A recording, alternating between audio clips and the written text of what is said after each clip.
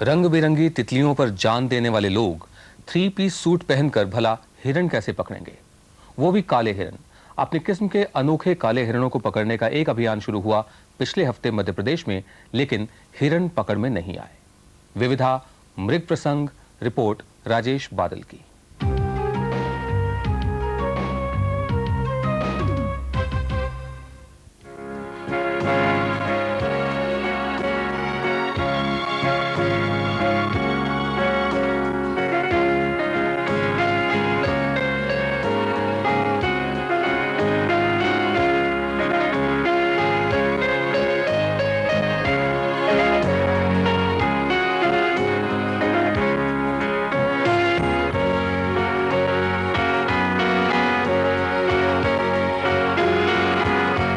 परख के पिछले संस्करणों में हम वन्य जीवन से संबंधित रिपोर्ट दिखाते रहे हैं और इन्हें फिल्माना एक चुनौतीपूर्ण कार्य है। मध्य प्रदेश के शिवपुरी राष्ट्रीय उद्यान में जब हम काले हिरणों पर रिपोर्ट करने गए तो परख टीम को ऐसी ही मुश्किलें पेश आईं।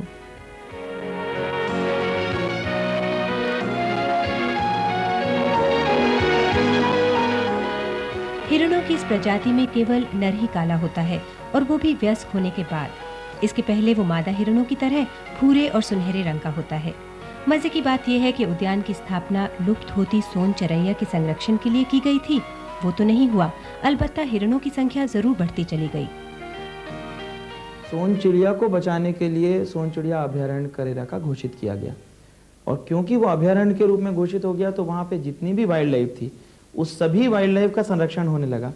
काले हिरणों की एक विशेषता ये है कि ये बहुत प्रोलिफिक ब्रीडर होते हैं, बहुत तेजी से इनकी जनसंख्या बढ़ती है, तो इसके कारण काले हिरण बहुत बड़ी मात्रा में बढ़ गए, बहुत बड़ी संख्या उनकी हो गई।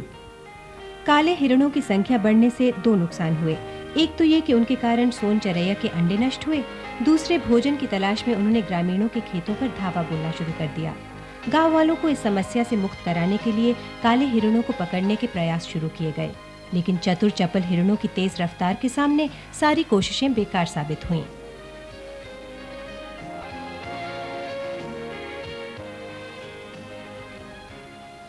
कि रात में जी किसानों का नुकसान बहुत ज़्यादा करती है।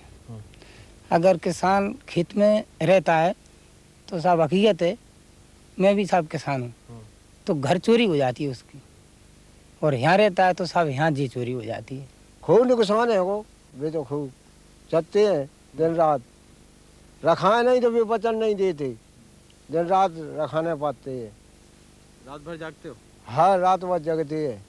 हमारी दिक्कत का महाराज सब बिल्कुल पूरी खेती नष्ट कर रही है। चना नहीं बचे, मसूर नहीं बचे, गेहूं नहीं बचे, फली नहीं बचे, कुछ नहीं उनकी माँ बच पाता। पकड़वाओ इसको, या मतलब जिन्हें आँखें ले जाओ, या मरवा दो। हमें तो जो माँ बाल बच्चे कहाँ से पाले, रात दिन जहीं डरे है, ना काऊ की मंजूरी कर पा बेदा तो मत जहीं परे है, ना काऊ की मंजूरी कर पा रहे, ना कहता देख पा रहे, मतलब जहीं परे होंगे और जहीं बैठेंगे, कोई कुछ काम ही नहीं कर पा रहे। आखिरकार एक अमेरिकी संस्था और देहरादून वन संरक्षण अभियान ने मिलकर काले हिरणों को पकड़ने की नई पहल की। फरवरी के पहले हफ्ते में उन्होंने अपना अभियान शुरू कर दिया।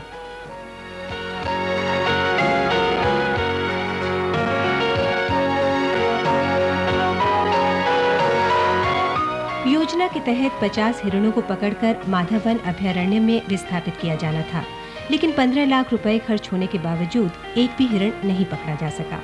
दरअसल अमरीकी तकनीक भले ही अमेरिका में सफल रही हो, मगर भारतीय हिरणों की प्रजाति अलग है और ये बात नजरअंदाज कर दी गई। चूंकि ब्लैक बक एक एंटीलोप फैमिली का जानवर है, तो हर इस जानवर की जो जिस परिवार का होता है उसकी अपनी कुछ विशेषताएं होती हैं।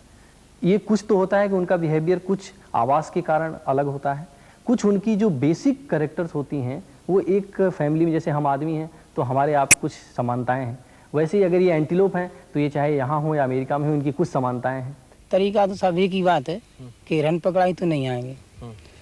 पहले भी मैंने बता दिया था डॉक्टर साहब को कि साहब आप तो फेल हो गए, आप हिरण नहीं पकड़ पाओगे। क्यों? मैंने कहा साहब हम इसको प्रयास करके बैठे हैं, एक भी नहीं पकड़ पाया। समस्या की एक वजह यह भी है कि उद्यान की जमीन वन विभाग के पास नहीं है। 1/3 भूमि राजस्व विभाग की है, जबकि बाकी ग्रामीणों की है। ऐसे में एक उपाय हिरणों के बजाय गांव वालों का विस्थापन भी हो सकता है।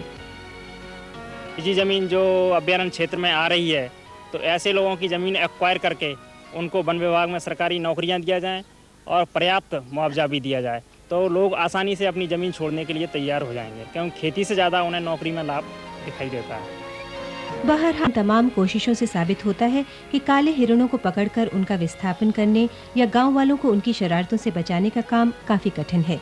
इसके लिए फौरी और अधकचरी नहीं, बल्कि बहुत ही सोच समझकर दीर्घकालिक योजना बनाने की जरूरत है। क्या संबंधित अधिकारी इस जरूरत को समझेंगे?